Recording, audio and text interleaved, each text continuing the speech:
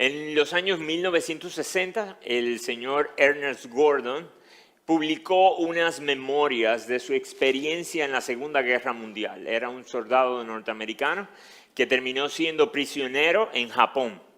Y este libro se trata básicamente acerca de sus memorias, sus recuerdos del drama que él vivió, el drama de la guerra y sobre todo, no solamente lo horrible de ser prisionero de guerra, sino contando ciertas historias de perdón y de redención. Dentro de una de esas historias es la historia en la que yo me quiero concentrar hoy y la quiero usar como un punto de referencia para el sermón. Él cuenta de que en una ocasión los soldados japoneses, levantaron a los prisioneros como era de costumbre y se los llevaron al campo a trabajar. En ese momento estaban construyendo unas vías de un ferrocarril. Los llevaban a trabajar en condiciones infrahumanas, un calor excesivo, una nutrición fatal, poca hidratación. Hay recuentos históricos que dicen que por el maltrato y por las condiciones muy bajas de cuidado que había en ese momento, puede ser que hayan muerto cerca de 80,000 prisioneros. 80,000 prisioneros. Pero ese día, después que habían terminado la jornada de trabajo, el soldado japonés, el capitán, el encargado del grupo, llamó a formación. Y dijo, ok, alíñense. Los soldados se pararon, se alinearon como habían sido ordenados, como se le había ordenado hacer. Y mientras ellos estaban esperando la orden de seguir e irse ahora al campamento, el soldado japonés comenzó a decir muy enojado, ¿dónde está la pala? Ellos se miran y dicen, ¿qué está diciendo él? ¿Dónde está la pala? Falta una pala. ¿Quién se robó la pala? Obviamente la cara de ellos era de sorpresa. Ellos no estaban entendiendo a qué se refería él. Pero la furia y la rabia de este hombre iba creciendo en la medida en la que él preguntaba por la pala y nadie se hacía responsable de la pala. Finalmente él tomó su rifle y comenzó a apuntarle al grupo entero y le decía, todos morirán, ¿quién robó la pala? Nadie contestaba. Y su furia crecía y crecía. En un momento determinado, cuando ya era obvio que este hombre iba a comenzar a descargar su fusil sobre el grupo entero, uno de los soldados prisioneros, dio un paso al frente y dijo, fui yo. Y el soldado japonés tomó la parte de atrás de su fusil y comenzó a golpearlo. Con el primer golpe él cayó al piso, pero él continuó dándole hasta que era evidente que este hombre había perdido la vida. Ya no se movía. Luego que él terminó de derramar su ira sobre él, le dijo al resto de los soldados, recójanlo, vámonos. Ese grupo posiblemente de amigos lo levantaron, se lo llevaron. Otros tomaron las herramientas y las palas con las que habían estado trabajando y cuando llegaron al campamento estaban organizando de nuevo los instrumentos. ¿Saben qué se dieron cuenta? No faltaba ninguna pala. Estaban completas. El soldado se había equivocado. ¿Entendieron ya qué pasó? El prisionero que dio el paso al frente realmente era inocente. Él no había tomado ninguna pala, pero él estuvo dispuesto a dar un paso al frente y decir fui yo. Para él recibir el castigo, para él recibir la furia de este soldado irracional. ¿Ustedes se imaginan lo que debieron haber pensado los demás prisioneros acerca de este hombre? Ahora volver a ver su cuerpo machacado, enterrarlo y pensar que Él se sacrificó por mí. Si Él no lo hubiese hecho, yo hubiese estado muerto. Y Él no se lo merecía. Esa historia horrible, porque en cierto sentido es horrible, pero en otro sentido es bella, porque muestra el sacrificio, heroísmo, valentía de un hombre a favor de otros. Es una ilustración de lo que nosotros sabemos que Jesús hizo por nosotros en la cruz. Es una ilustración de lo que en teología a veces se le llama sustitución penal de Jesucristo. Básicamente lo que eso quiere decir en palabras simples es que Jesús fue nuestro sustituto sufriendo el castigo que nosotros merecíamos. Pero hoy yo no quiero predicar de esa historia. Hoy yo quiero usar esa historia para refrescar entre nosotros la historia del Evangelio o lo que significó que Jesús fuera nuestro sustituto. Porque déjeme decirle algo, aunque esa historia en Japón es bella, en cierto sentido, el Evangelio es muchísimo más bello. Muchísimo más bello. Y lo que yo quiero hacer hoy es comparar elementos de esa ilustración, elementos de esa historia, con elementos de la historia del Evangelio, para que ustedes vean que si esos soldados debían estar con un espíritu de asombro y de gratitud frente a ese hombre muerto, todos los que nos hemos amparado en Jesús, tenemos muchísimas más razones para tener un corazón vibrante, lleno de gratitud, hoy y por la eternidad. Así que permítame comenzar a hacerle las comparaciones. Primero quiero hacerle la comparación entre los prisioneros de guerra y nosotros, los humanos, los que estamos aquí. Estos prisioneros eran realmente inocentes. En ese momento, ninguno de ellos era culpable de lo que se le estaba acusando. Ese juicio era injusto. Ninguno de ellos podía decir, realmente fui yo. Todos ellos podían haber dicho, yo no sé de qué tú estás hablando. Yo no tengo que ver con eso. Sin embargo, las Escrituras tienen un mensaje muy diferente acerca de nosotros, los humanos. Las Escrituras dicen que nosotros, los humanos, todos, somos culpables delante de Dios. Si Dios se parara y preguntara, ¿quién fue que pecó? ¿Quién fue que pecó? Todos nosotros tendríamos que dar el paso al frente y decir, fui yo. Y el otro también, fui yo. Yo también. Todos nosotros hemos pecado. Todos nosotros, según Romanos 3:23, hemos pecado y hemos quedado cortos. No alcanzamos la gloria de Dios. Ninguno de nosotros somos lo suficientemente bueno delante de nuestro Señor como para ser aceptados por Él. Ninguno.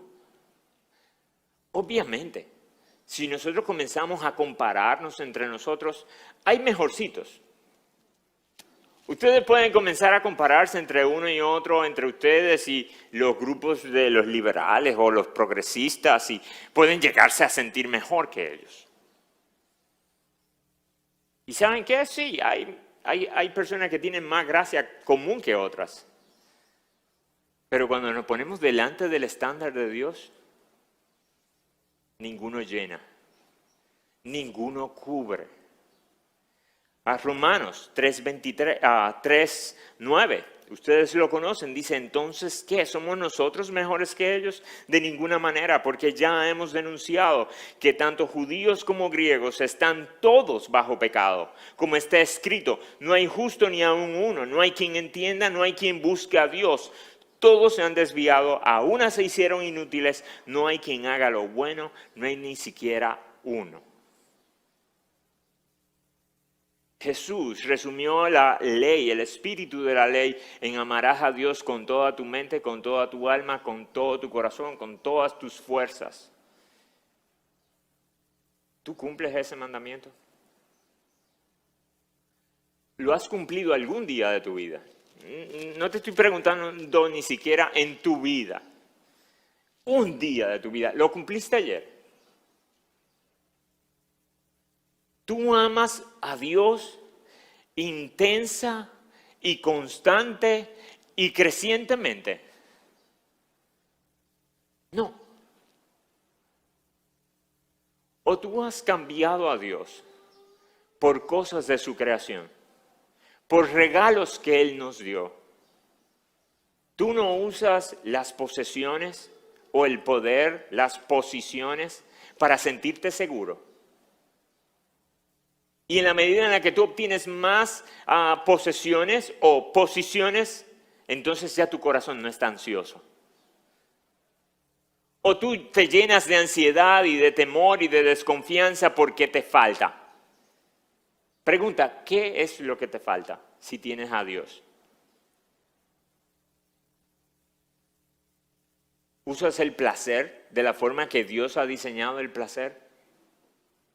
¿Usas tus relaciones y las personas y las pones en el lugar donde deben de estar? ¿O te mueves detrás del amor de personas, incluso fuera del diseño de Dios? ¿Pones a las personas, a las posesiones y al placer en su correcto lugar? ¿Tú eres inocente de eso? Porque yo no. Yo he pecado de idolatría.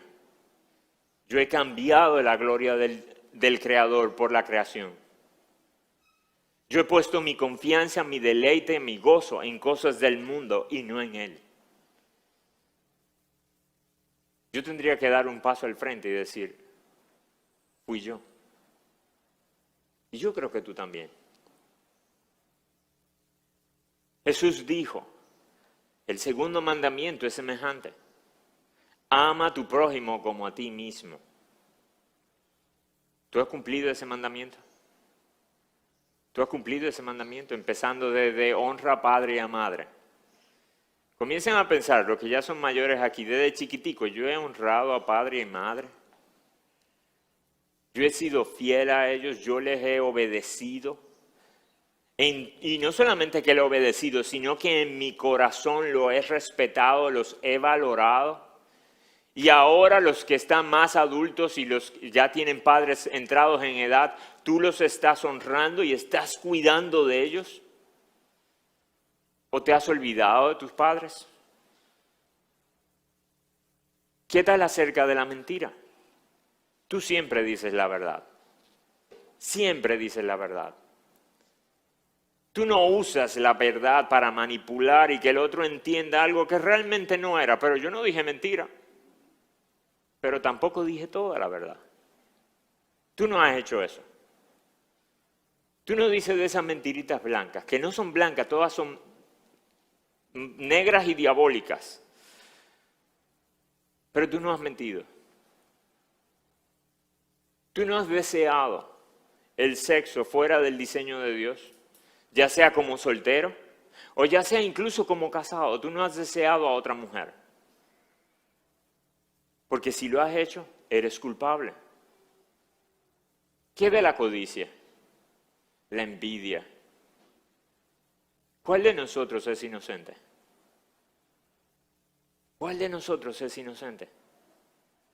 Entonces, muy diferente a estos prisioneros, que en ese momento al menos eran inocentes de eso que se les estaba inculpando. Cuando nosotros nos presentamos delante de Dios, y Dios saca su ley, y Dios pone delante de nosotros su carácter, todos nosotros pudiéramos decir, yo soy culpable de eso. Y de eso también. Y de eso también. Así que hay un mundo de diferencia entre aquellos prisioneros y nosotros. Según las Escrituras, el pecado es una traición y una rebeldía cósmica.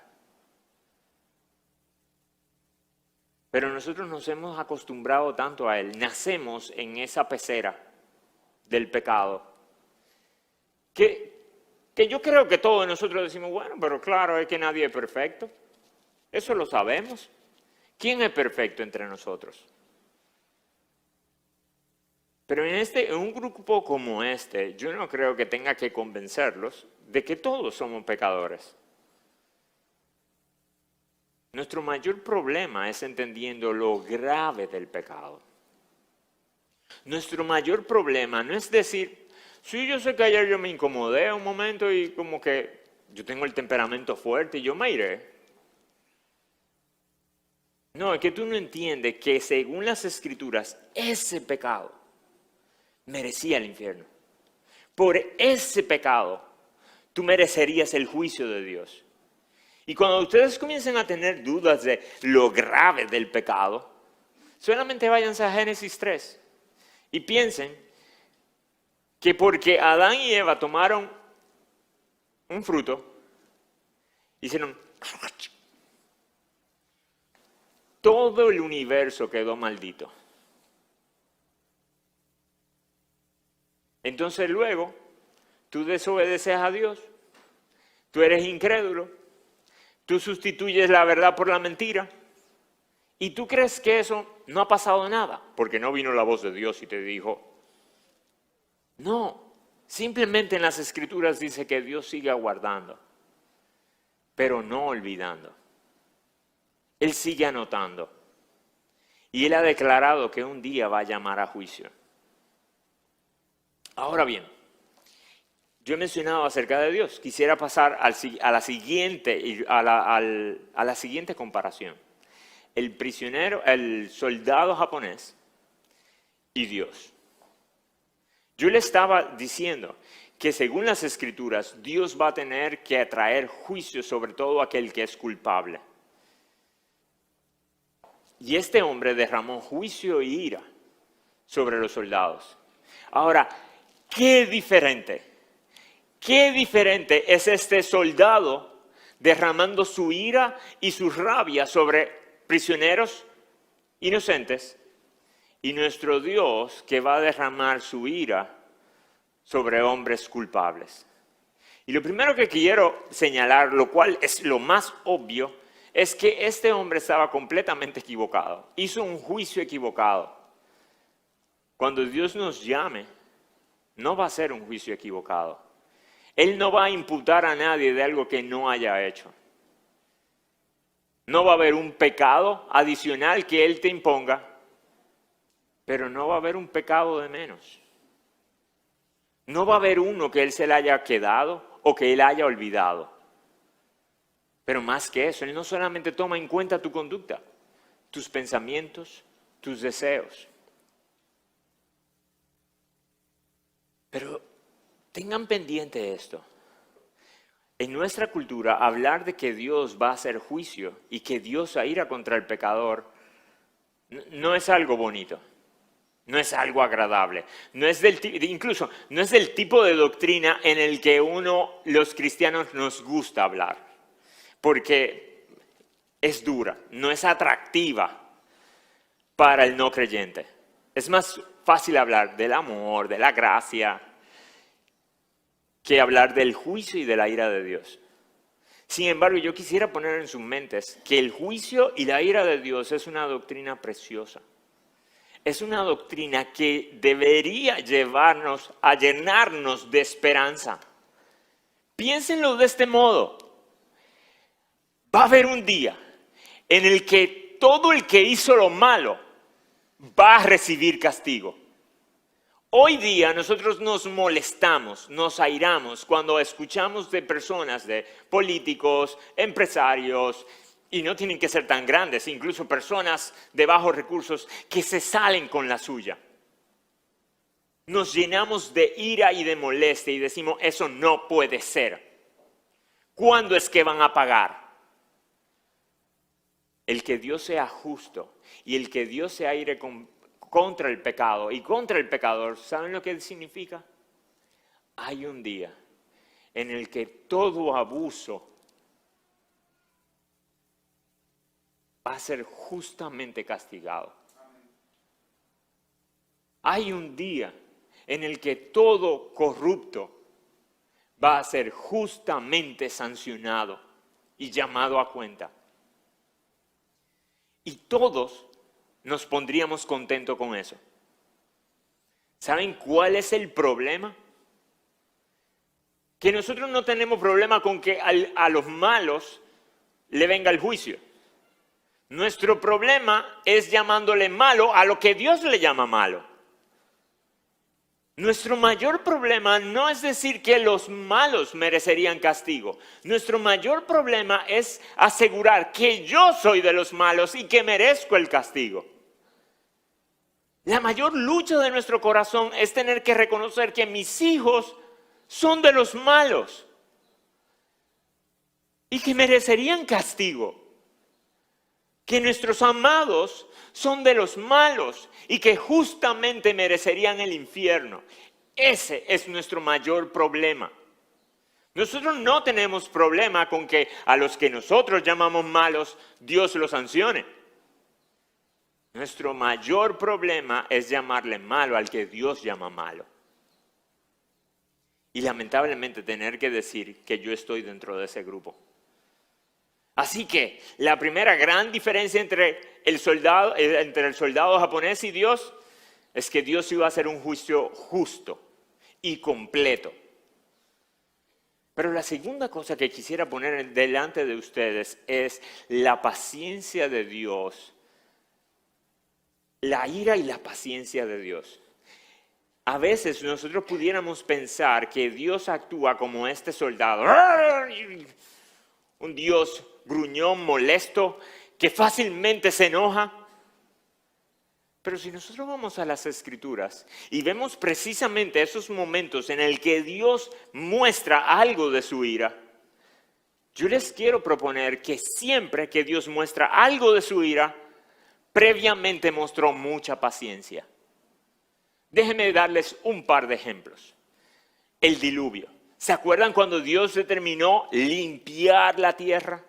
Porque la maldad de los hombres era mucha y desde su juventud su intención era hacer lo malo. Dios no terminó un día ya en los cielos como, estoy cansado de esto, y comenzó a tirar agua. No, Él habló con Noé, diseñaron un plan, y en lo que Él construía esta barca, pasaron años, al menos más de 100 años posiblemente, en el que Él estuvo en este proceso. Y en todo ese proceso, los hombres, para ellos era evidente que Noé estaba siendo un vehículo de salvación.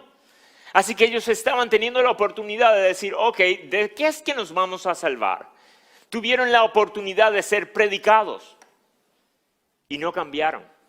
Así que Dios, en lugar de reaccionar incómodamente y comenzar en los cielos, tomó su tiempo.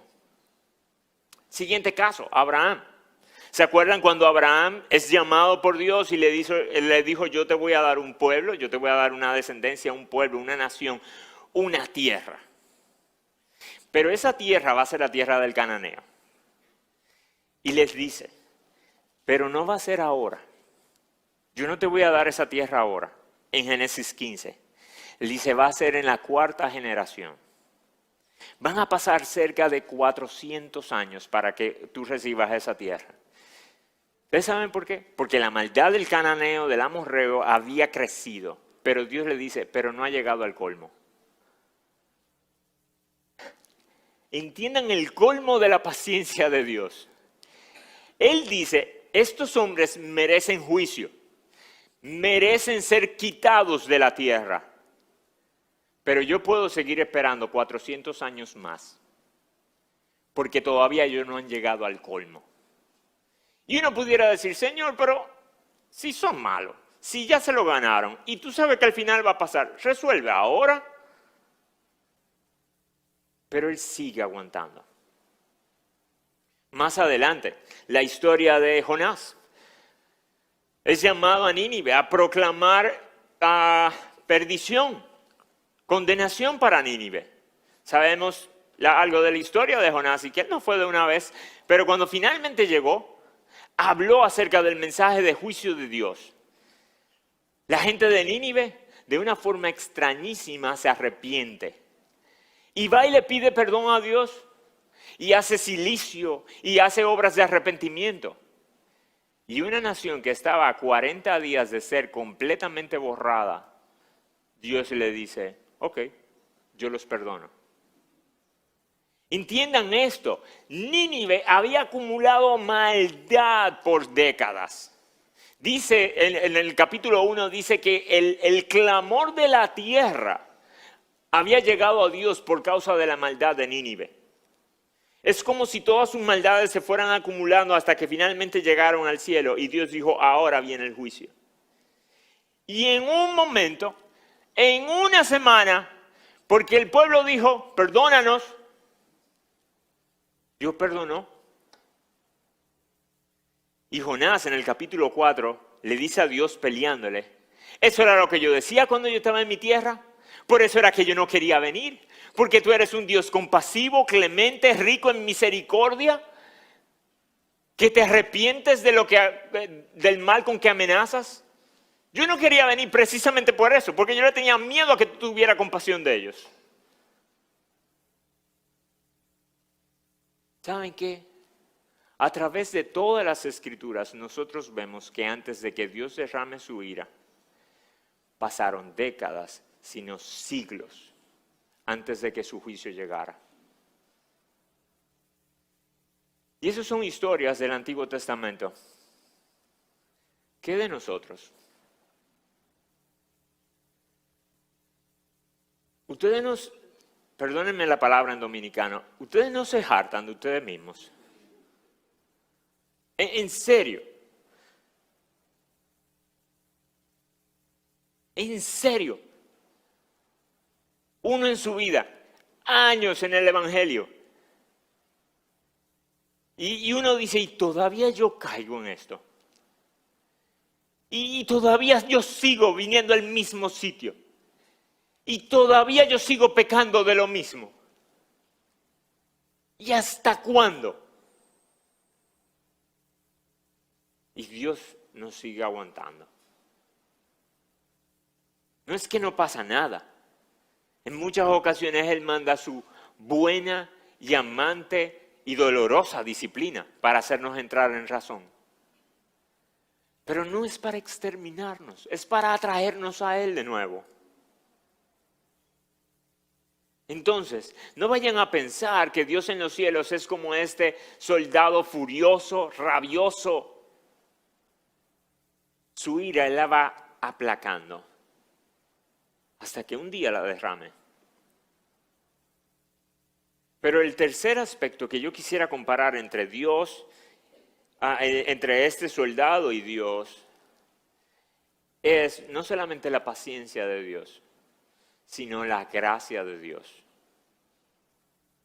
La gracia de Dios y su disposición a perdonar. Este hombre, el soldado, lo único que quería hacer era lastimar y herir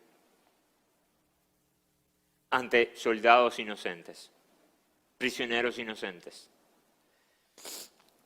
Este Dios lo que quiere es perdonar, dar gracia y salvar a rebeldes, a enemigos culpables. Entiende esto. Para Dios no hay un pecado lo suficientemente pequeño que Él no deba castigar. En su justicia Él lo debe castigar. Pero en su gracia no hay un pecado lo suficientemente grande, grave, bajo, profundo, que Él no esté dispuesto a perdonar.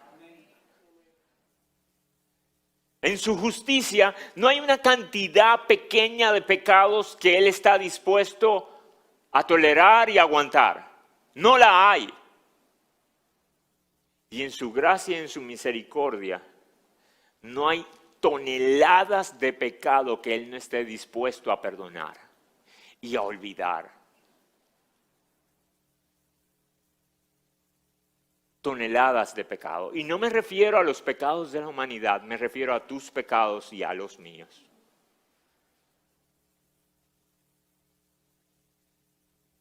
Pero Él no solamente está dispuesto a perdonar. Lo más bello del Evangelio es que Él tomó la iniciativa para salvar.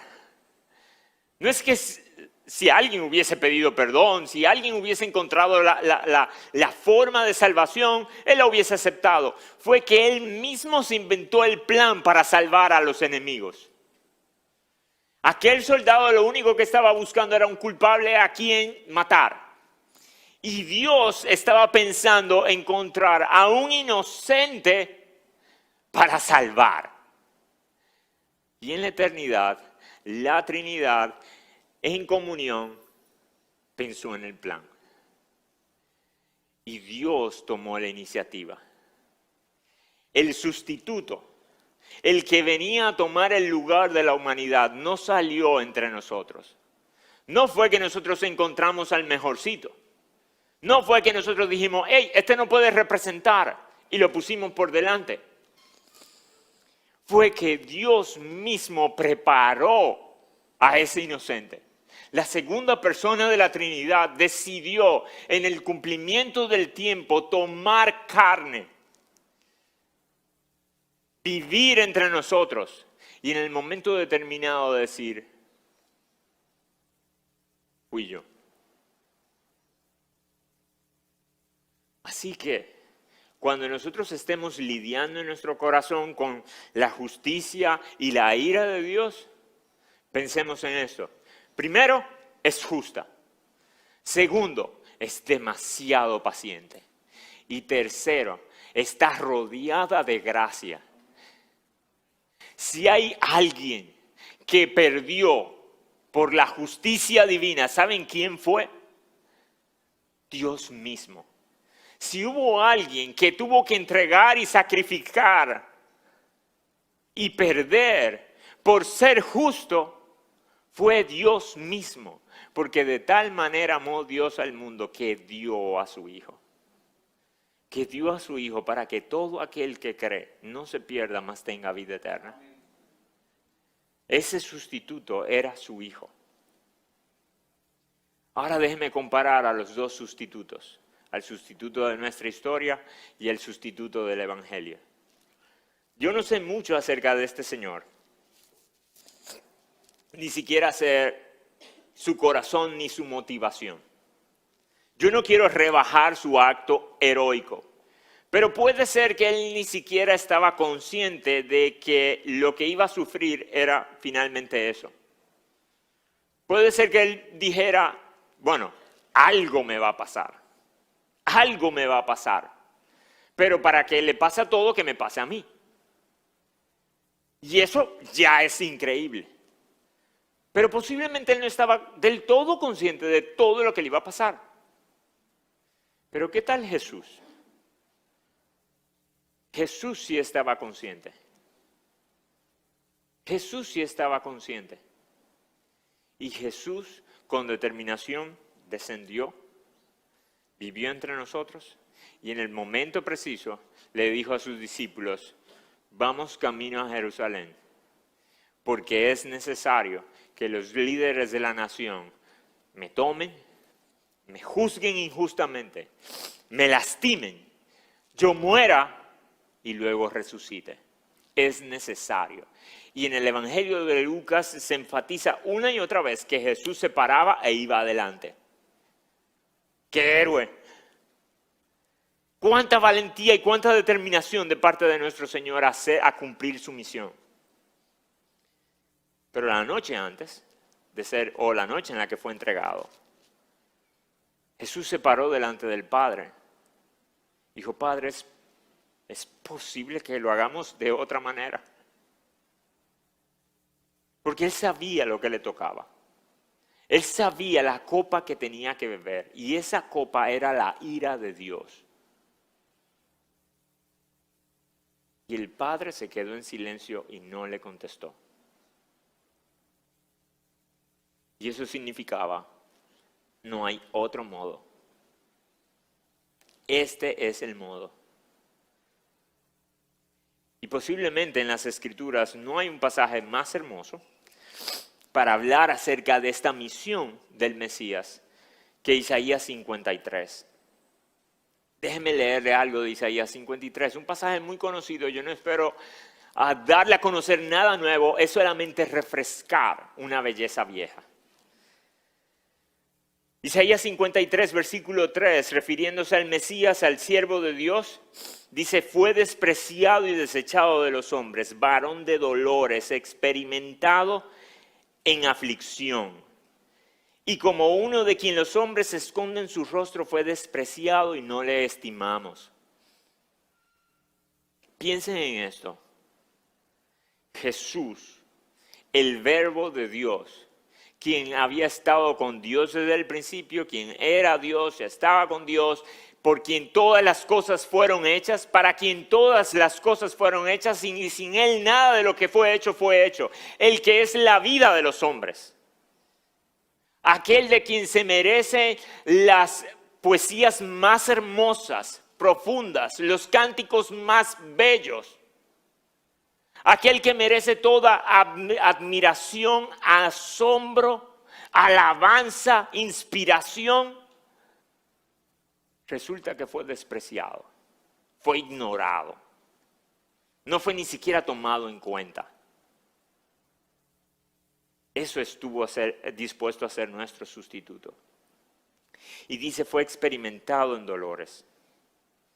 Algunos de nosotros hemos vivido vidas difíciles y hemos vivido diferentes tipos de dolores, físicos, enfermedades, pérdidas. Pero no ha habido nadie que sea tan experto en el dolor como Jesús. Nadie.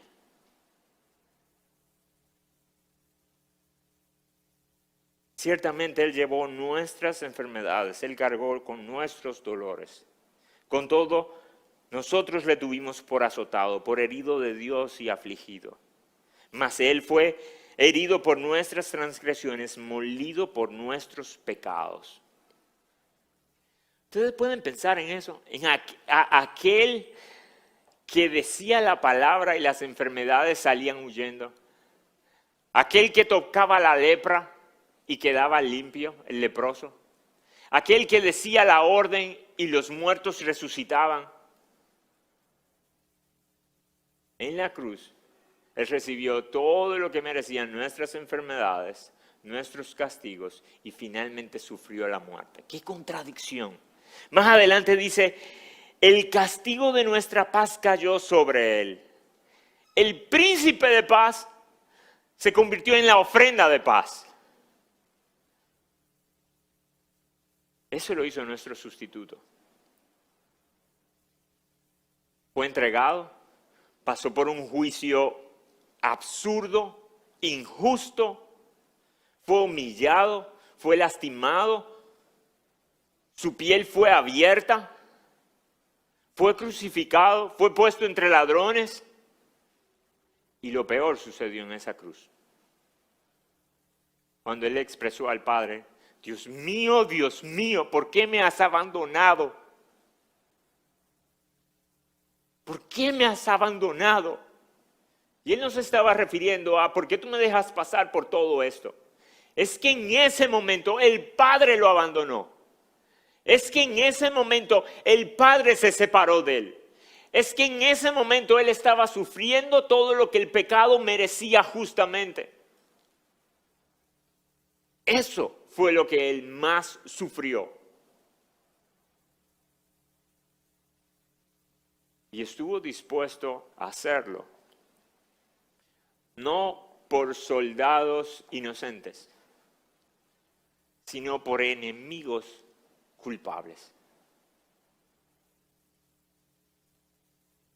¿Saben para qué? ¿Para lograr qué? Tomar a esos enemigos y ahora hacerlos hijos. tomar a esos enemigos y Él llamarle hermanos. Y según Hebreos, Él no se avergüenza de llamarnos sus hermanos. Miren lo increíble del Evangelio. No es solamente que Jesús logró rescatarnos de la ira de Dios. Es que Él dice, es que ahora son familia. No es solamente que yo voy a tomar su lugar, Padre, y yo voy a sufrir lo que ellos deberían sufrir. Es que ahora yo quiero que ellos tomen mi lugar y tú compartas con ellos lo que a mí me corresponde. ¿No es muchísimo más bello nuestro sustituto? Ahora, hermanos, algo que quisiera dejar en su mente es lo siguiente. Ese evento pasó hace 2000 años atrás. Y si tú te convertiste hace 30 años atrás, uno dice, bueno, eso pasó hace 30 años atrás. Pero yo quisiera poner algo delante de ti. Ese evento es hoy tan relevante, tan significativo, tan palpable como lo fue hace 2000 años atrás, como lo fue hace 30 años atrás, cuando tú te arrepentiste. ¿Tú sabes por qué? Porque tus pecados de esta mañana,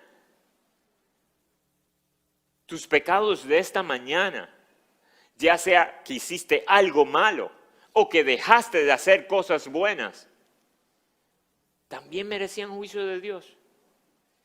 Y tú no vas a ser sentenciado por estar en Cristo, porque Él es tu sustituto. Ahora bien, yo quisiera, ya para terminar, poner en su mente algo importante. Yo he estado hablando todo este tiempo, asumiendo que Jesús es el sustituto de todos nosotros. Y sí, es cierto que Él hizo lo necesario para que todos nosotros fuéramos sustituidos. Pero no quisiera darte a entender algo equivocadamente. La única manera de uno gozar de esa sustitución, la única manera de tú disfrutar de esa bendición, es si tú reconoces que radicalmente eres un enemigo, rebelde, culpable, que merece el justo juicio de Dios y que no hay ninguna otra alternativa para ti que no sea que Jesús se puso en tu lugar. Si tú no has reconocido eso, entonces todavía tú no gozas, tú no disfrutas de la bendición de la sustitución de Jesús. Y por eso yo quiero pedirte y quiero rogarte, considera tu vida. Y no si tú te consideras lo suficientemente bueno o malo, o si alrededor tuyo hay gente más mala, olvídate del mundo y ponte delante de la ley de Dios. Mira lo que Dios exige de ti. Y yo espero que con cordura el Espíritu Santo te lleve a tu entender que tú quedas corto y que tú no cumples. Pero no es para que ahora salgas con nuevas determinaciones y digas, entonces sí, yo me voy a poner para esto. Y tú vas a ver, voy a ir a la iglesia, voy a leer la Biblia, voy a hacer... Es que no hay manera. ¿Tú crees que si había alguna manera de que los hombres pudiéramos salvarnos así, Dios hubiese dado a su Hijo? Es que la única manera es que confiar en ese que dio el paso al frente y dijo, yo no fui, pero trátame como si yo hubiese sido. Pon tu confianza en ese y vas a disfrutar de la bendición de su sustitución. Trata de encontrar tu confianza en otro método y lamentablemente en amor te tengo que decir que vas a sufrir el justo juicio de Dios. Y que de los que ya hemos disfrutado de la sustitución de Jesús. Hermanos, nosotros deberíamos mantenernos recordando que Dios sigue viendo nuestro pecado como lo veía en aquellos tiempos. Nuestro pecado es tan o más feo que lo que era cuando no teníamos sustituto. Porque ahora estamos pecando en contra de nuestra naturaleza, en contra de nuestro Padre. Antes eso era lo natural, que fuéramos en contra de Dios. Ahora es ir en contra de nuestro Padre. Ahora es despreciar lo que hizo nuestro hermano. Así que nosotros deberíamos buscar maneras de mantener fresco en nuestro corazón el sacrificio de Jesús. Y más que para mantenernos culpables y sintiéndonos, ay, pero es que yo no soy suficiente, ay, pero es que yo siempre caigo, ay, sí, eso es verdad. Pero recuérdate y dite a ti mismo, pero qué bueno que Él vino porque yo jamás iba a ser suficiente, no es ahora. Pudieran pasar 50 años más de madurez en la iglesia y yo no sería suficiente. Pero mi Jesús fue suficiente. Así que esa es mi esperanza. Eso me llena de entusiasmo. Eso te llena de gratitud. Y eso te lleva a vivir una vida de devoción y de entrega a Él. Ese pensamiento debería llevarnos a que cuando nosotros estemos frente a la tentación, cuando estemos luchando contra el pecado, nos digamos a nosotros mismos, yo no puedo ser ligero con esto. Mi Jesús tuvo que ser azotado por los hombres y azotado por Dios por cosas como esta. Y yo ligeramente lo voy a hacer. Así que recuerda esto. Tú no vas a comenzar a vivir conforme al patrón de Dios para ver si Jesús te sustituye. No. Es confiando en su sustitución. Es confiando en el que Dios tomó al que no tenía que ver con pecado y lo hizo pecado para nosotros hacernos justicia de Dios en Él. Esa es nuestra confianza. Esa es nuestra esperanza. Se supone que esa sea la llamita con la que nosotros nos levantemos todos los días. No es si hice devocional, aunque es bueno hacerlo. No es si, estoy leyendo un libro cristiano ahora, es como que... Eso es bueno hacerlo, ojalá varios libros al año. Pero tu esperanza no es si hiciste devocional, si estás leyendo libros, si estás participando, si estás cantando aquí al frente. Mi única esperanza es que sin yo haber hecho nada, mi sustituto se puso en mi lugar. Ahora, eso es tan grande que yo puedo leer mi Biblia, leer muchos libros, pararme en la iglesia, cantar aquí delante, ir a las misiones, sacrificarme por Él, entregar a mi familia entera, porque Él lo vale. Que el Señor nos ayude a mantener recordando a nuestro bello sustituto.